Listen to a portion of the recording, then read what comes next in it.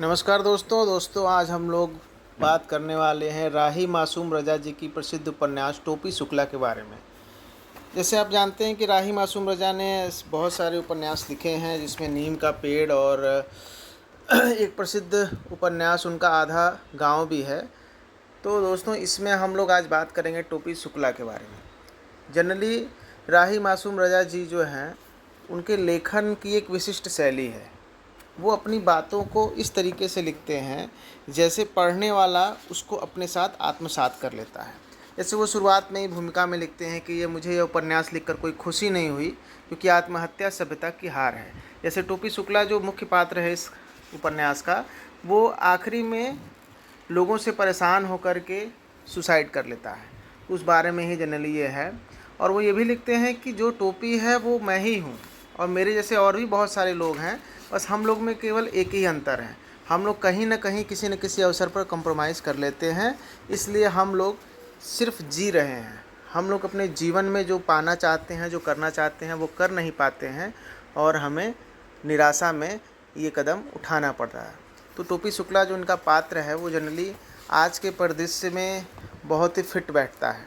जैसे आपने इनकी आधा गांव अगर पढ़ी होगी तो उसमें देखा होगा कि उसमें आधा गांव में ऐसे बहुत सारे पात्र थे जो कि हमारे ऊपर बहुत ही प्रभावपूर्ण प्रभाव डालते हैं।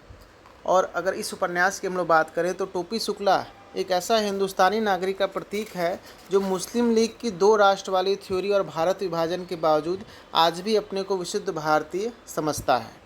हिंदू मुस्लिम हो, चाहे शुक्ला हो, चाहे गुप्ता हो, मिश्रा हो, चाहे कोई भी अलग अलग जो जातियां हैं जिसको हम लोग संकुचित अभिधान मानते हैं, ऐसे वो किसी चीज़ों को नहीं मानता है।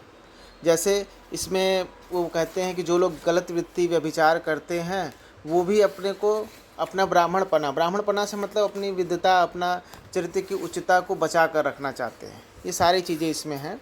और इसमें थोड़ा सा और आप अगर पढ़ेंगे तो ये समझेंगे कि वह लोगों से इसलिए भी घृणा करता है क्योंकि वह अपने समर्थक या अपनी बातों को मानने वाले लोगों का समर्थन करते हैं और उनके हाँ में हाँ मिलाते हैं, भले वो सही कह रहे हैं चाहे गलत कह रहे हैं, इससे उनका कोई भी लेना देना नहीं है। अंत में टोपी शुक्ला इन ऐसे लोगों से, ऐसे विरोधाभासी लोगों से, ऐसे छद्म वेशधारी लोगों से अपने को निराश पाता है और ऐसे लोग से कंप्रोमाइज़ नहीं कर पाने के कारण वह आत्महत्या कर लेता है। ये चूँकि व्यंग्य प्रधान शैली राही मासूम रज़ा की एक प्रमुख विशेषता रही है, तो यह व्यंग्य प्रधान शैली में लिखा गया उपन्यास आज के हिंदू मुस्लिम संबंधों को पूरी सच्चाई के साथ पेश करते हुए हमारे आज के बुद्धिजीवियों के सामने एक प्रश्न चिन्ह खड़ा करता है। देखिए, जनरली इनकी जो एक प्रसिद्ध लाइन है इसमें कि हिंदी का शायद यह पहला उपन्यास है जिसमें शिया मुसलमानों तक संबंध लोगों का ग्रामीण जीवन अपने समग्र यथार्थ में पूरी तीव्रता के साथ सामने आता है। तो ऐसी बहुत सारी बातें हैं, जो बहुत सारी चीज़ें हैं जो आपको इसमें पढ़ने और जानने को मिलेंगी। दोस्तों, इसी के साथ मैं वीडियो समाप्त करता हूँ। अगली बार अगले उपन्यास में मिलेंगे।